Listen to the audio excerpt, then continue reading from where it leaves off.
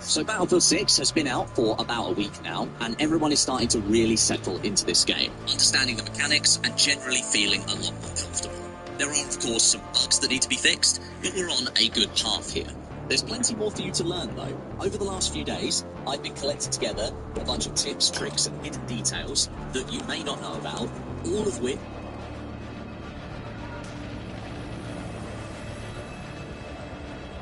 will go some ways to making your experience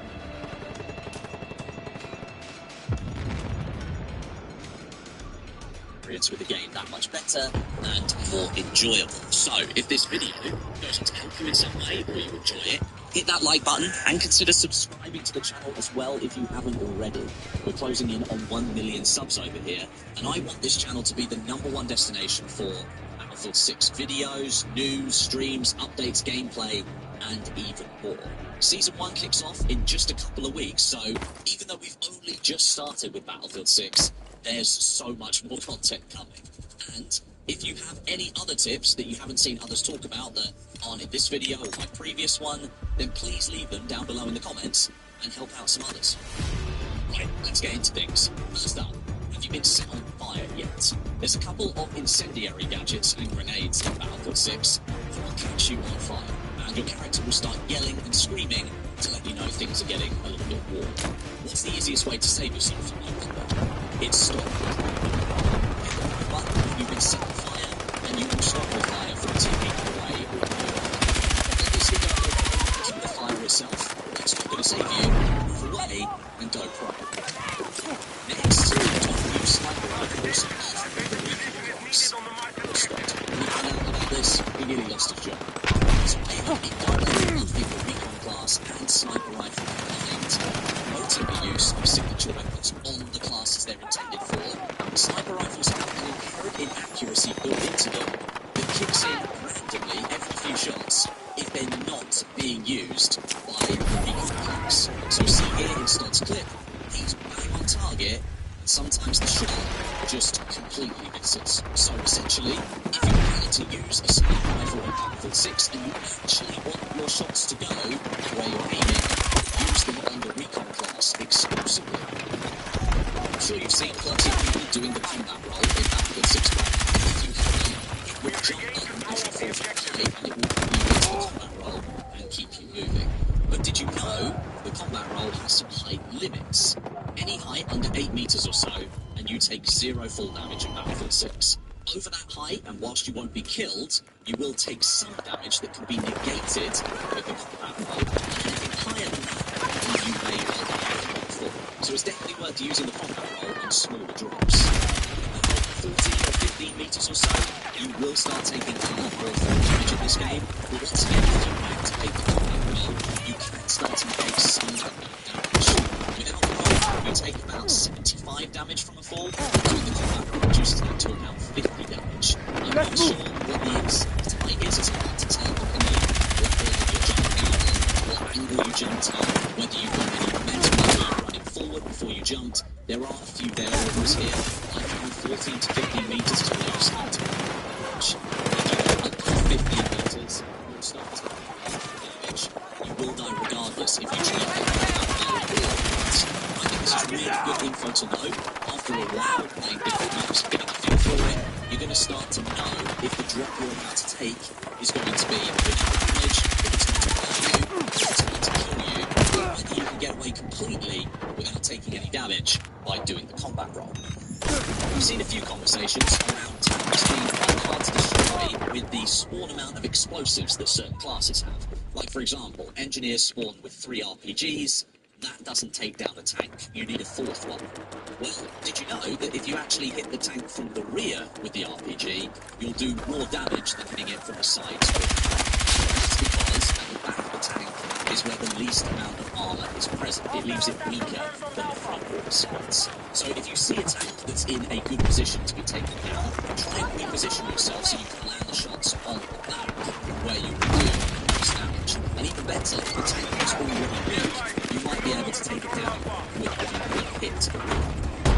The sledgehammer might be one of the coolest additions to Battlefield 6. Not only can it perform some major takedowns and melee kills, but it destroys cover and buildings faster. than some explosives here. I found it to be very useful in the denser or infantry-focused sections of maps, where creating new pathways can actually be the key to breaking up an enemy's position, and it can massively change how a map flows once it's been used to create those new pathways. So if you haven't tried it yet, equip it onto a class and see what chaos you can cause. Plus, it's got this unique ability at the moment to donk friendly recon drones and send them flying up into the air. So get a teammate to spawn in the recon drone and then hop on it with another friend who's also got the sledgehammer equipped with you, and then start beating into the drone. And voila, you've just sent yourself into space. And once we're on the subject of melee weapons, it is worth remembering that if you've got the knife equipped instead, switching to it and sprinting yields a higher movement speed than just running around with your gunner. The sledgehammer, being that much heavier, doesn't give you the movement speed bonus, but instead you get to smash everything to pieces, so I think that's a pretty good trade-off. Smoke grenades are extremely powerful in Battlefield 6, but they've changed in one important way from the open beta. They're now fixed onto the support class. This puts greater emphasis on support players being the ones who can help obscure and occlude their team's movements from the enemy. You can block key lines of sight with the smokes, you can chuck them down on fallen teammates to provide revive in soft cover, you can fake out moves across certain areas by chucking a smoke in one direction and then moving in the other, and you can cover objectives in smoke as you're trying to take them, making it harder for an enemy to know where you might be. Plus, up to 3 bombs that will replenish extremely fast from supply bags. Right now, I think they might be the best grenade in Battlefield 6, so if you're a support player, make sure you throw them down and help out your team.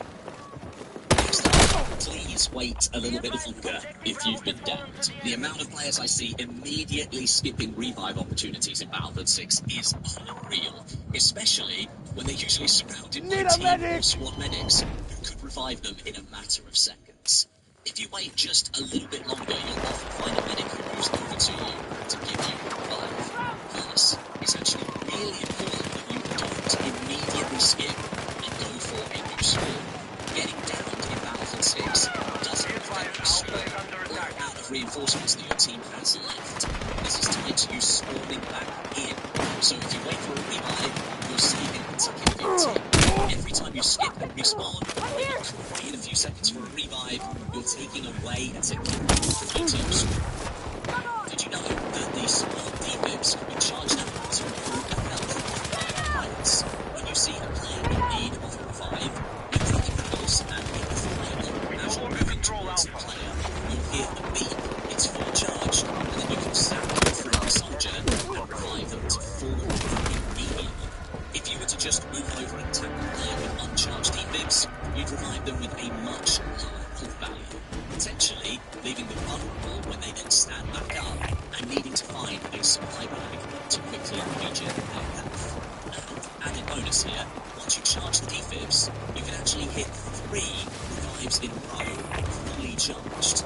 This is perfect for those moments around a choke point when there's multiple down friendlies on the ground and you can have them all up and working again in an instant. Now, I see a lot of people say that the defibs are massively overpowered in this game. They revive too fast, people are getting back up too quickly. I'm sorry, I don't agree with that. What you've got to do is look at the revive stats from the open beta. Nearly 5 billion kills in the open beta, only 30 million revives. Those are some abysmal rookie revive numbers. You would have found those if your local brewery had the Crane provides a pretty cool destruction mode during gameplay that can massively change the landscape on the ground when it's collapsed. But did you know the Crane has a hidden second ability? It's this lovely concrete pipe over here. It can crush anything that happens to be needed, as expertly showcased here by a pretty cool little element that no one had really noticed when the game launched, but now you know about it, I wonder how many of you will be able to destroy it with it. Has anyone managed to destroy a channel underneath it? That would be pretty cool, only in Battlefield. This next option obvious, but there's an additional element to it that I'm not sure many people will have noticed just yet. Play as a squad with your friends in a party. Not only does playing as a squad in Battlefield 6 allow all the class abilities, gadgets and tricks to intertwine and work together, but you also get additional XP for doing so. If you're in a party with your friends, you'll activate an additional XP boost, rewarding you and your friends with greater progression. There's also an additional 5% XP boost for simply owning Battlefield 6. Is that hunting some free-to-play elements coming to the game soon? I wonder. There are plenty of doors in Battlefield 6 towers that you can interact with in different ways. You can walk up to them and open and close them, and you can full sprint at them, smashing them open on your way through. But did you know there's a third way that you can approach them? If you walk up to the door and then aim down the sights of your gun and then hit the interact button to open the door, it will open slowly. In a fast-paced game like Battlefield 6, this third use might not be the most popular option, but if you were looking to go on a sneaky flank and you didn't want to grab the attention of all the enemies in a quieter part of the map, then this is definitely a tactic that you can employ. And then lastly, this is a PC-specific tip that I think helps improve the look of your game. Sorry, console players, unfortunately you cannot change this setting at the moment. Head to your Documents folder, then Battlefield 6, Settings, whatever launcher name that you've got the game installed via, so that's Steam, EA App or Epic Games Store, then open the profsave_profile file in Notepad. Once in there, hit Control F and type weapon DOF and hit enter. The entry that should be highlighted should be gstrender.weapondof_1. Change that number 1 to a 0 and then save the file. This change stops your weapon having a depth of field effect applied to it, and right now there isn't a toggle in the game settings that allows you to control this, so you have to do it in your documents manually. This makes your weapon pin sharp at all times without any weird blur over the top of it. So that's a bunch more tips, tricks and details for Battlefield 6. Remember, leave your own ones down below in the comments section. I might well make another video in the near future, and I'll certainly be making one for the launch of Season 1. We're getting new maps, weapons, battle pickups, vehicles and more, and of course, the VR is looming over our heads too. So subscribe if you don't want to miss that. I'll catch you soon.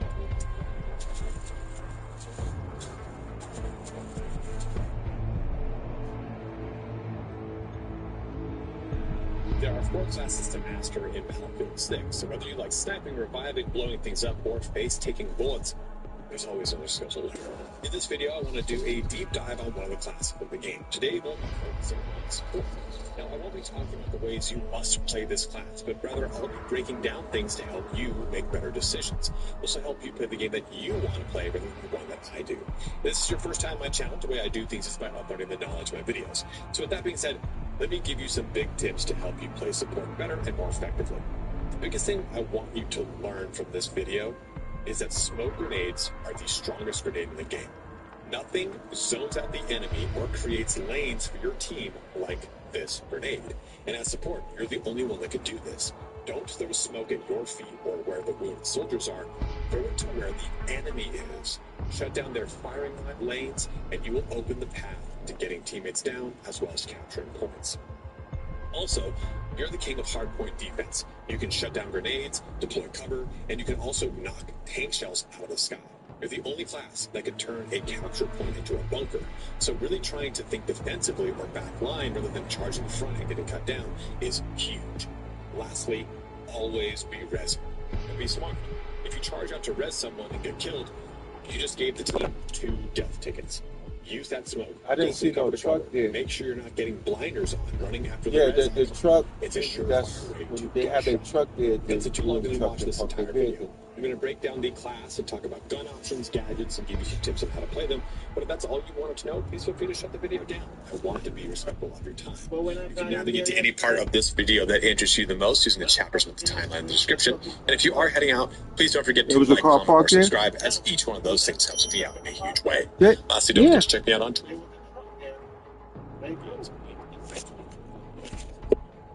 And then there was a van park in front of us. What did you do this morning?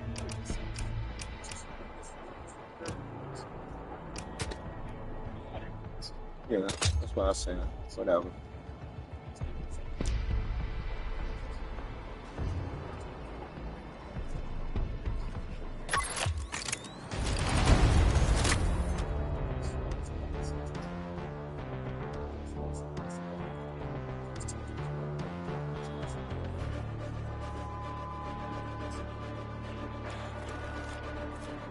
hear my phone ringing. What is going on?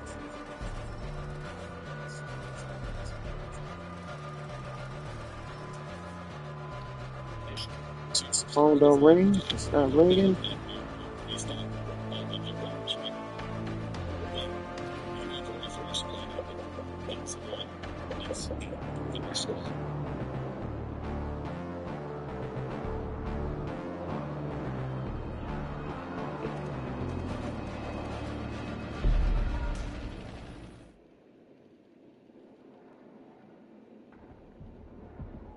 The phone is not ringing. What am I missing?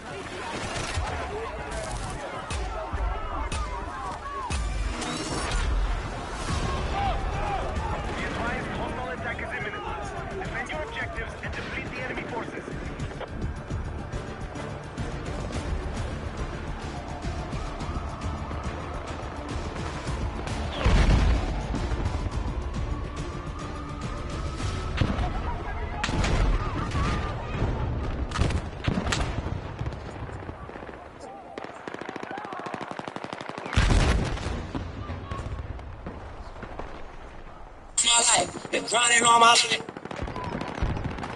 This is.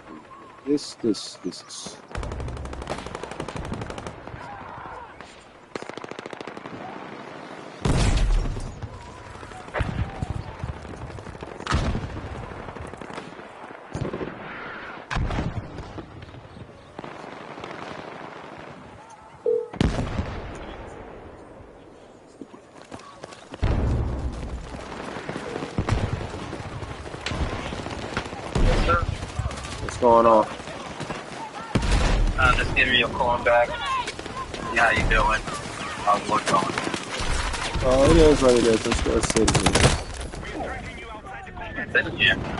Yeah, Oh. waiting to roll out. So, but I'm chilling. I've been playing Battlefield. I'm just getting in and I sent some clips to you when you get a chance. I sniped somebody, and you barely see their head. They got to be like a milli-inch. I posted it on YouTube too. I spoke to Thing. Thing said, "Don't worry about Uncle Henry." And I said, "When you gonna come get him?" He's like, "Oh, probably the weekend or whatever the case may be." So I'm like, "Okay, I'm that's it. I call and I can't force nothing." Okay, so yeah, that's what I'm gonna call about too. Compliance, so they go get him. That on my day. You said something with your neck. Do you know Dad got a house in Myrtle Beach too?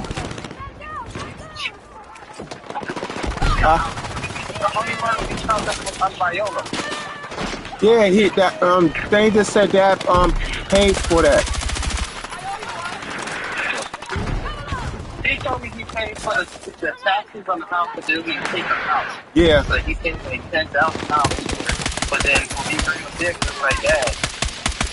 We asked about the house, grandma house, and they said, I think he thought it was like his, because he was paying on it. But then we said, Dad, you own on Viola's house?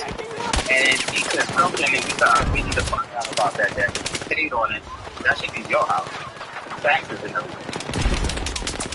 Well, and then Dad got money in the safe and all this cash, and I know what's going on here. Did you know that? No, I know you told me years ago that he had money all over the place. That is a kingpin or something we don't know about? No, you gotta think about it. That's what Dad always says today. I love him. He always told me, hey, whoever wants to get me, you don't tell him what he has. Him for it? I'm like, okay. It's the same thing. Like, I don't nothing. But Dad, he had money actually. He said, he said he got money all over the place and this and that. And I was like, okay, how am I supposed to know what's gonna happen? And he said, oh, anytime right, you know. You know with this fucking back and forth shit. That's why I was like, when you get up and saying, it's more so like, okay, we gotta get that. And now, all right, Dad, you gotta tell us everything now, this case. Because I don't want to be sitting here and you don't know where nothing's at, and it's somewhere just sitting there. And then one day somebody discovers it. Over 3 months. You know? It's like, damn. Yeah. Yo, we got work. We got work to do, bro. Yo, Dad probably got a stash upon a stash to another stash to another stash to houses. That's why he couldn't get Medicaid. Dad got assets and all this stuff. I didn't know nothing about this. Oh, Renee was talking about it yesterday. And then Renee. He's a millionaire, and he just lives the way he lived because he knew down the road, like you said, you can't depend on nobody but yourself. That's why I work so hard for it. Yeah, he probably the goddamn millionaire. We don't know nothing about it, but that's how millionaires do anyway.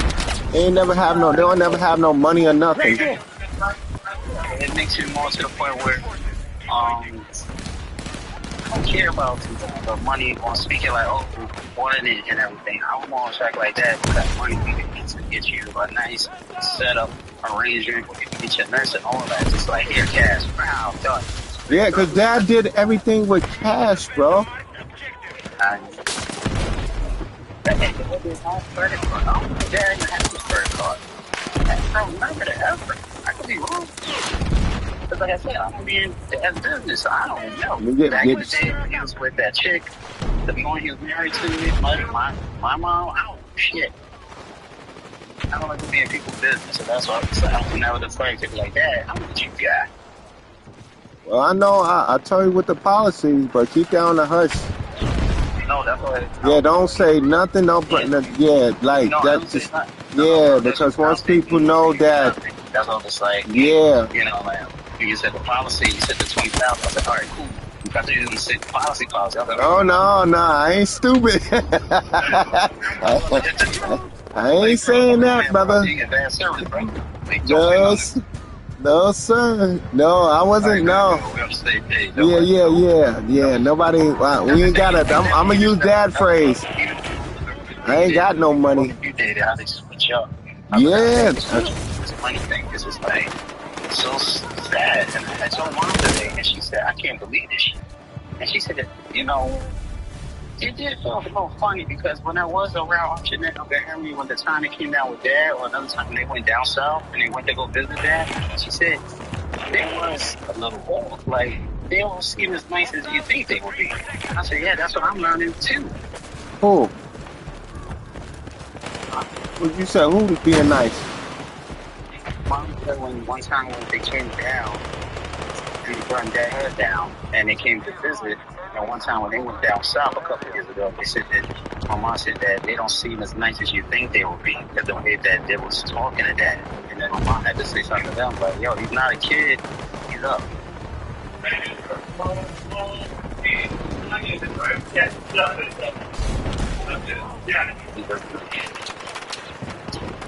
I'm listening, bro. I told Mom, don't tell me that he's taking his cell phone. I just gave him a warning for the you can call, and if I'm giving a warning, you can be like, what the hell? Because they might be saying, you know, Junior Shan think we don't need to steal the money. You probably She's the type she'll be like, three-way. All right, say what you said about my son, and Shan, what you said about my boys. And my mom took you all the time. You don't hold your tongue, mom don't hold her tongue, look at all that stuff. So I already did that. That's war right there. I don't think Olivia knows. She probably saw Olivia once. I made a call later. Like, what I want to know, get out of here. What I want to know is nobody gonna tell none of, and we his boys. This is the crazy thing about it.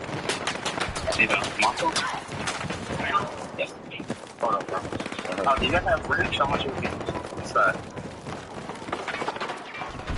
You said you want to told anything about that? His boys said again? Yeah. As his boys, we don't know nothing. Dad got stashes, but I know he tell. But the thing is, I guess when his will, maybe, I don't know. And we're gonna be like, what? You had this and you had that? Okay, hold on. How much? Okay. Okay, thank you. Yeah, you know, the funny thing is, Mom told me that everything with paper. Dad doesn't care. Dad, what we do know, Dad has a monster thing. Down south, he goes to the board, so he hits. And my mom said it don't work like that. You need stuff different. Because God forbid, whenever you pass, you want to have family fight with your boys. You don't know what your boys do. There's going to be a war. You can fight the thing with your stuff. Hello? Yeah, I'm here. Okay, okay. You still playing the game? Yeah. Oh, okay. Next time, because you focus. Shut up. Yeah, and quiet, and you like, yeah, I'm here. Uh-huh. Yeah, I'm 8-2 right now. I gave him a yesterday. I just went back to basketball. I said, I'm sorry, my head is clear because it's always been good work. The one's still good to come here to work, and I'll be, following ring, picture, ring, picture. So I can keep it working. Thanks for plugging him. Yeah, he was like, yeah, they're gonna take it to truck or whatever.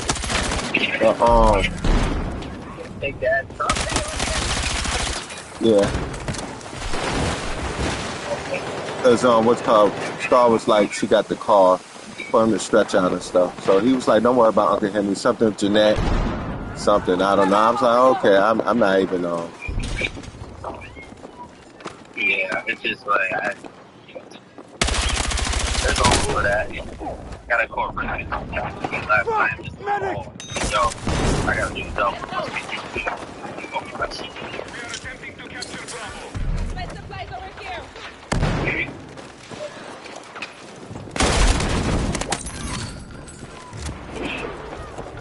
Alright, bro, I'll let you get back to the game. If anything, hit me back up or I'll hit you back up. I'll let you focus to get your kills in, okay? Yes, sir. Yeah. I know you're looking at some motherfuckers like, yeah. I'm 12-2 right now. I'm 12-2 right now, so yeah, Okay. Yeah. So I just gotta catch up on you so one day I can get online with you. Yeah, you just gotta the thing is it's gonna be, just remember, it's gonna be hard because everybody in play and their guns is level up, so you just gotta level up your guns. So don't get frustrated as for you killing. Okay. Yeah, yeah, I'm playing I'm playing Conquest now. Okay. So Yeah, but if you want to level up quick, you're gonna get your XP.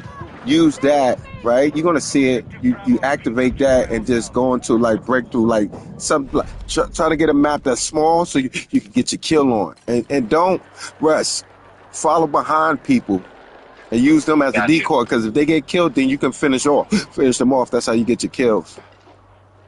Okay. Yeah, so don't follow because at the beginning you're not gonna be The thing is small things that's quick that you can pick up some kills, throw your grenades, whatever. But just follow. Always stay with team like a group of 3 or 4 people.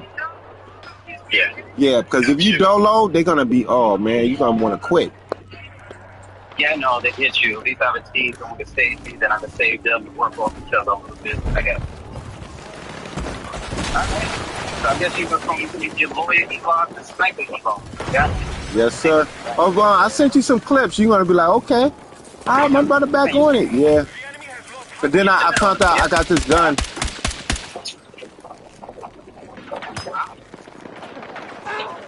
I found out I got this gun because I got the Phantom Edition. Oh, you got the big. Yeah, so this gun I just found out, boy. That's how I'm getting this kill, because it's like it's a advanced gun. Yeah, so Ooh, I'm just on a roll right here, bro. I'm sorry, bro. No, do your thing. So go enjoy it, bro. We had a run. Get your kills in and stuff, and I'll hit you up later. All right. Love you, bro. Love you too. All right. All right. Bye-bye.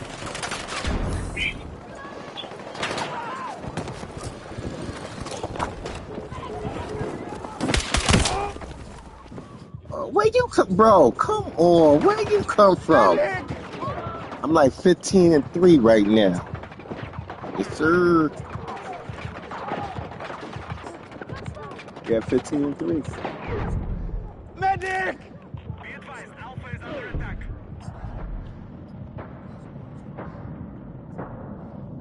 Attention, mark the position. I got stash at the stash at the stash. Be nice that I ain't gotta work no more. I can't wait.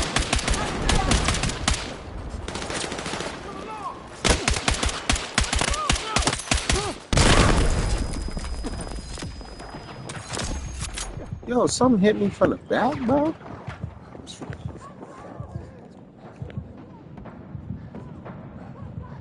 I'm fucking hit!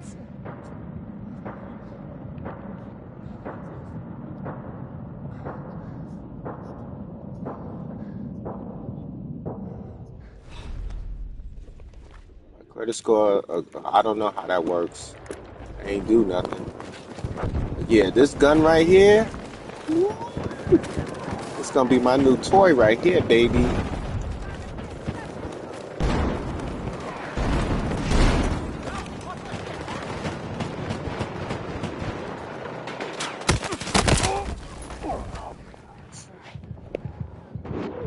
I need a fucking medic! Yeah, I learned.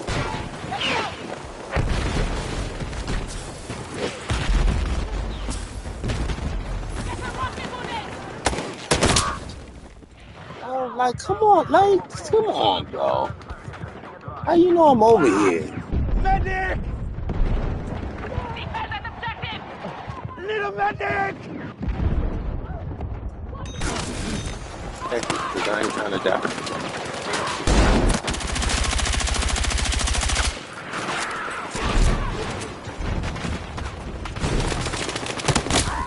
That's probably everywhere. Where y'all at? I ain't need a going down fucking like medic! this.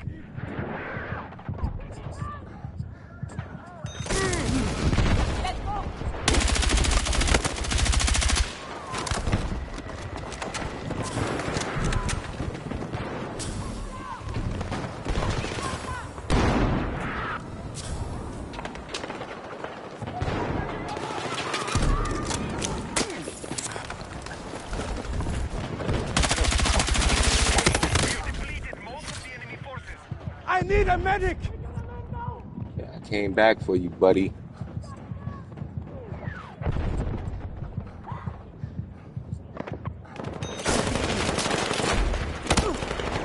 Woo. Got out of that, buddy.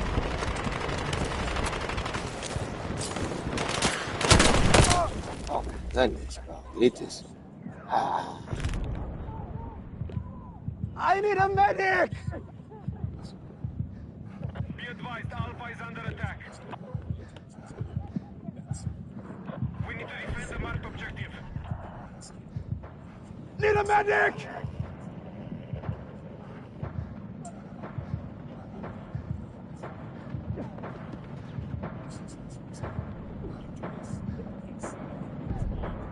Enemy attack is underway on Bravo.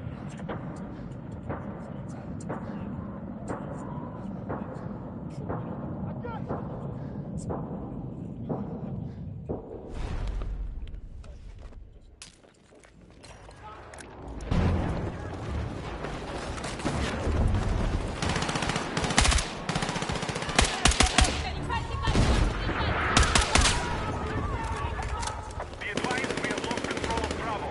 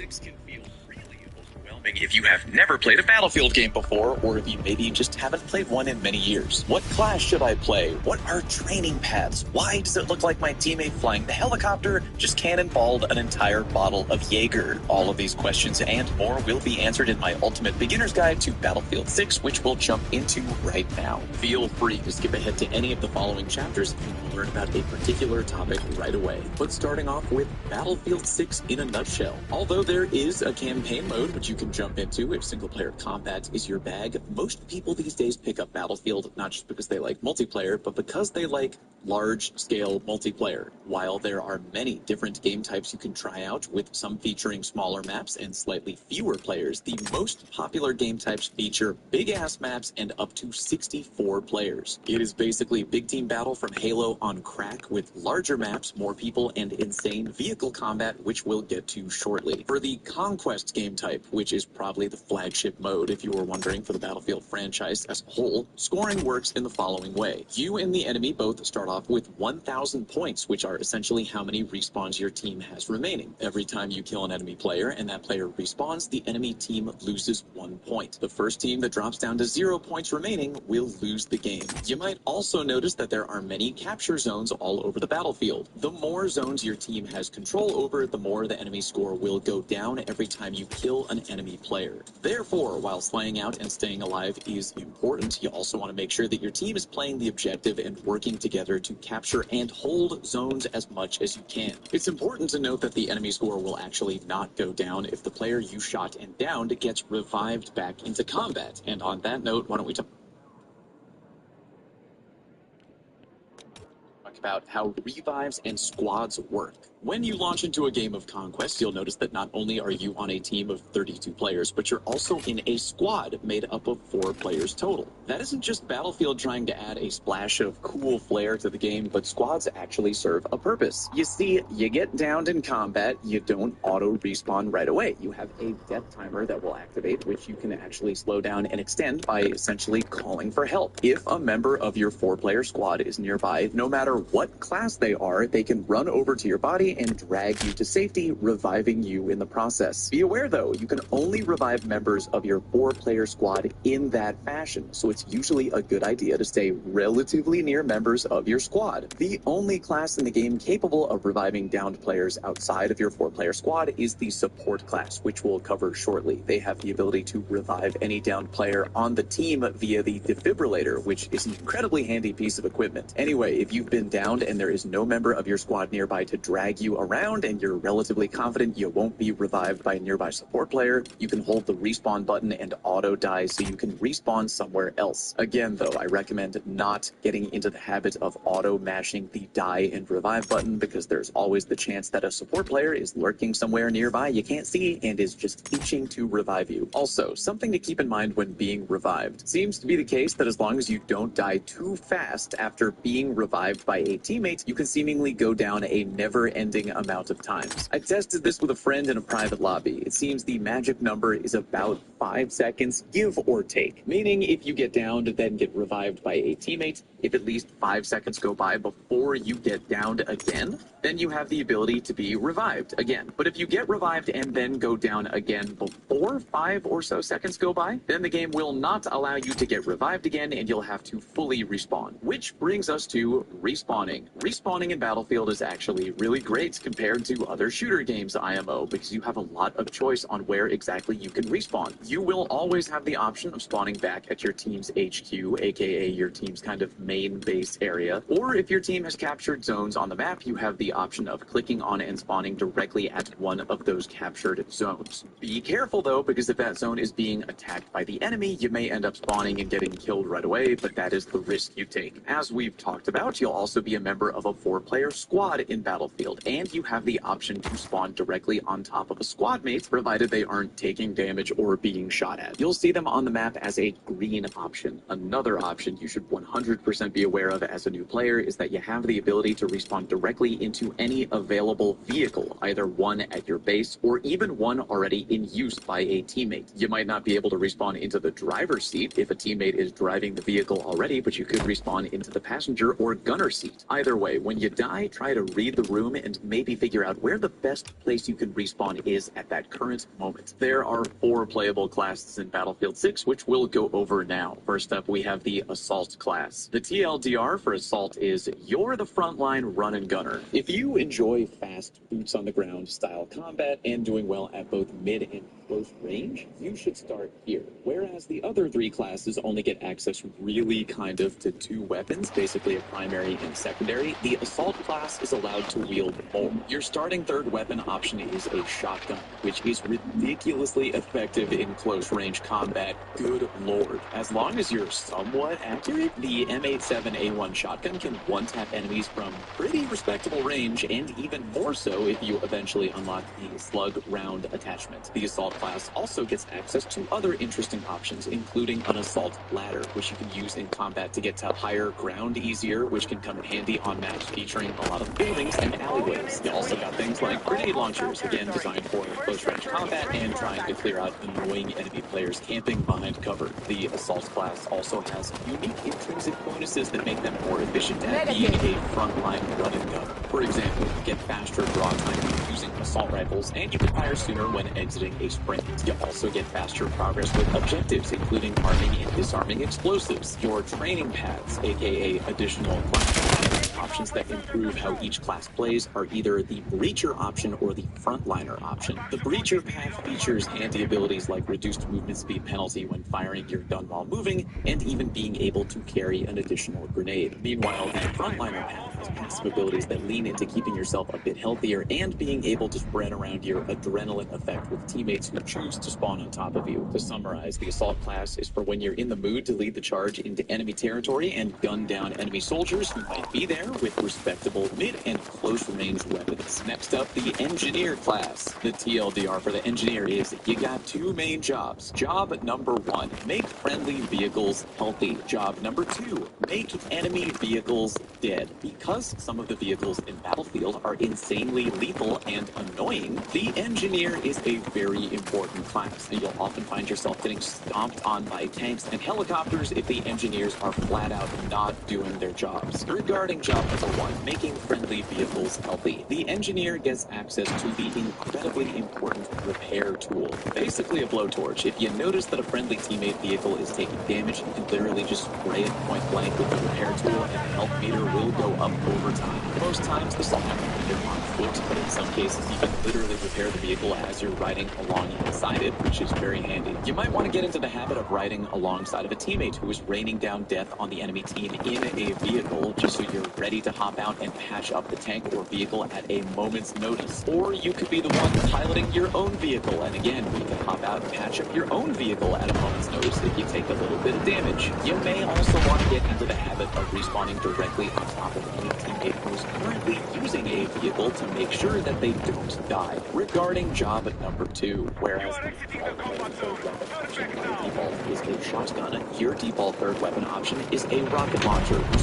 primary function is for destroying vehicles. I will repeat, your rocket launcher can damage enemy infantry, but this is not Call of Duty. It is not good at doing that, and doing so is borderline wasteful. Your main goal when wielding a rocket launcher is to try and flatten the enemy tank, jet, or helicopter to make sure your team doesn't get pounded. However, here's where things get a bit tricky. When you're just starting out, the launcher you're given will either strictly be anti-tank or anti-air. Translation, you need to choose one or the other. The MBT Law rocket launcher will allow you to lock onto and damage ground vehicles, while the SLM-93A will allow you to lock onto and damage flying vehicles. Keep in mind, though, that when you're respawning in the middle of the game, you can change rocket launchers on the fly if you need to. For training paths, you'll start off with the anti-armor path, which features abilities that help you be more efficient at taking out vehicles. But you can also unlock Combat Engineer, which leans more into keeping your own team's vehicles a little bit healthier. To summarize, if you don't want to be pestered by enemy vehicles or support your own team's vehicles, try starting out as an engineer, a very underappreciated role. Next up, we have the Support class, aka the Medic. The TLDR for Support class is Revive, freaking Revive. Yeah, the Medic has other handy abilities and gadgets that we really get to, but if you're really not sure what to do when First, starting out in Battlefield, the support class is relatively easy to use and always beneficial for the team. As mentioned earlier in the section of the video where we talked about squads reviving, if you're on a squad, you can always revive players on your own squad, no matter what class you are, by dragging them around and reviving them back into combat. If you're playing a support though, you can use the defibrillator to instantly revive any downed player on your team, whether they're on your 4-player squad or not. Here's a weird tip: when using the defibrillator, be sure to charge them up by holding down the button first and then hitting a downed player after it has fully charged. If you revive a player with a full defib charge, then that player will get up with full health. But if you just tap the defib button as fast as you can with no preemptive charge up on the paddles, they'll still get revived, but with up to half health only. Granted, even if you don't charge your defibs, the player will eventually recover their health up to full anyway. But yeah, better to revive a player with more health as opposed to less health. Again, there are other handy gadgets the support player can use. Anti-grenade gadgets, a portable mortar, even a missile intercept system, which is great. Starting out though, the defib is both easy to use and very beneficial to your team. Can't go wrong. Support players also get access to the very important supply bag, which when dropped will slowly and automatically resupply all nearby teammates with full ammo for both their regular weapons and gadgets. Meaning that if any engineers are nearby, you can use the supply bag, which is incredible. For your training paths, the combat medic path mostly focuses on better healing, which is handy if you're using a gadget that is not the defib paddles. But eventually you can unlock fire support, which offers things like steadier aim from a mounted position, being more resistant to explosives when shooting from a properly mounted position, and will be supplied from the supply bag. Final class is recon. The DLGR for the recon player is for a long-range support player. Yes, the sniper rifle slightly better than the other classes, but also you can help your teammates in very valuable ways from the battlefield. Don't get too hung up on the sniping thing. Like how Fallout? What other valuable ways can you help from the backfield? So glad that you asked, dude. Before we even get to sniping, why don't we talk about the default recon gadget, the laser designator. Remember earlier when talking about the engineering class that I mentioned that their starting rocket launchers can only lock onto either vehicles on the ground or vehicles in the air? Well, if you have a recon player on the team, they can use the laser designator to paint a target, which you can do by just looking at a vehicle with the gadget for a few seconds. When the vehicle becomes painted, it can now be targeted faster and from further away than normal by rocket launchers, and best of all, even if your engineer has a rocket that can normally only lock onto flying vehicles, it can now lock onto ground vehicles with that same launcher, provided the target has been painted. In short, the laser designator makes the engineer's job of locking onto and killing vehicles way easier, and in my opinion is a hugely awesome starting gadget that more new players should know about. And while any class in the game can use a sniper if they wish, the recon is slightly better. Weapon sway, quicker rechambering shots, and better rep control. If you don't know what that is, when ADSing a sniper in Battlefield, you have the option to hold your breath or slightly steadier shot. Remember that if you wish to snipe in Battlefield, your shots are projectile, not hit scan, meaning that bullets have travel time. Also, bullets will eventually kind of trail off and get pulled down by gravity the further they go. All of that just means that you might have to get into the habit of slightly leading your targets depending on how far away from you they are. Sniping in Battlefield can be very challenging for beginners, but very rewarding when you begin to improve. Remember, you can also snipe enemy pilots out of vehicles and cars, depending on the vehicle, which is not always recommended. It's very hard to do, but incredibly fun to attempt. The payoff is huge. The default training path is the sniper path, which gives benefits focused on what else? Sniping enemies. For example, enemies you put down with headshots straight up cannot be revived. The second path is spec ops, which focuses more on being harder for the enemy to detect and on being able to spot enemy gadgets easier. And on that note, we get to how to unlock new training paths. Many new players may just want to hop into the game, use their default loadouts, and go, which is fine, but if you want to path for whatever class, you have to unlock it through completing unique challenges for each class. These new challenges don't become available to players until they are at least level 20. As you can see at the time of me recording this clip, over in the top right corner, if you're at level 19, which I am here, these challenges are not yet open to you. But completing challenges can unlock things like unique skins and, more importantly, the alternate training paths for each class. Therefore, when you reach level 20, be sure to start paying attention to how much progress you've made on each challenge so you can begin to unlock different training paths. Alright, why don't we talk about vehicle combat? Start things off, we'll keep things simple and begin with ground vehicles. Driving in jeeps and tanks and whatnot is, in my opinion, fairly intuitive and should not cause too many problems for newer players. You should know that while all vehicles are very destructive, they technically each have unique intended uses. For example, the main battle tank, or MBT, is designed to be used as a vehicle, while the infantry fighting vehicle, or IFV, is designed to be a soldier.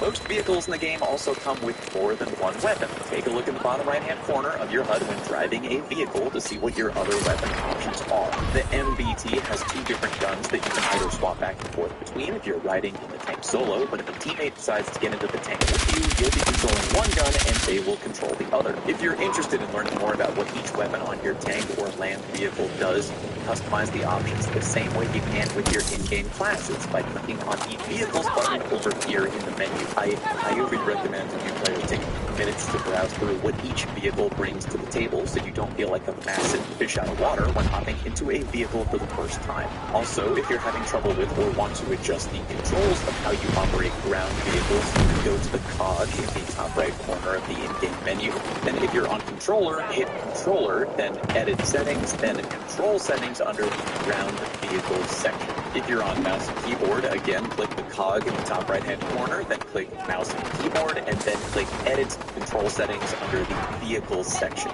Although I don't think you'll need to, as ground vehicle operation is IMO more intuitive than air vehicle combat, which brings us to air vehicle combat. I am telling you right now that if this is your first time playing a Battlefield game, there is a high chance that the first time you get into a helicopter, or especially a jet, that you are going to do no better than a thumbless, drunk toddler. As a matter of fact, you may crash out a few times, and I don't just mean flying into the ground. One joystick inverted in one direction, and the other joystick is inverted in the other direction. I'm scratching. I don't care. Like, that's horrible. That's how planes work. I don't play games like this for realism. It's a video game. I play games like this for fun and escape. Steve, I may need to make an entirely separate guide solely dedicated to flying jets. In short, though, not only are there controls for making the jet fly upwards or fly downwards, which the game controls refer to as pitch up and pitch down. You've also got the controls for making the jet turn left or turn right, which the game controls refer to as yaw left and yaw right. But you also have controls for making the jet spin, so to speak, aka roll left or roll right. This can all be incredibly confusing to a new player, and again, it will likely take you several tries or more to get to the point where you feel comfortable enough to just keep the damn thing in the air, let alone engage with the enemy. The settings you'll likely need to make up your mind right away on are going to be whether you want to invert your flight controls or not, aka if you move your mouse or controller joystick up, do you want that to make your jet go up or down? These are decisions that only you can answer for yourself, because everybody is different. For helicopter flying, I immediately noticed a huge difference the minute I went into the settings and turned on Helicopter Control Assist, which will enable your helicopter to automatically hover at its current height when you don't press any input at all. Your veteran buddies may tease you a little bit for using this, as it's kind of a training wheels mode for helicopter flying, but I really don't give a fuck. It makes chopper flying way more enjoyable in my opinion, and I highly recommend you turn that setting on if you are a new player. One very important thing you should know when flying a jet or chopper is that you have defense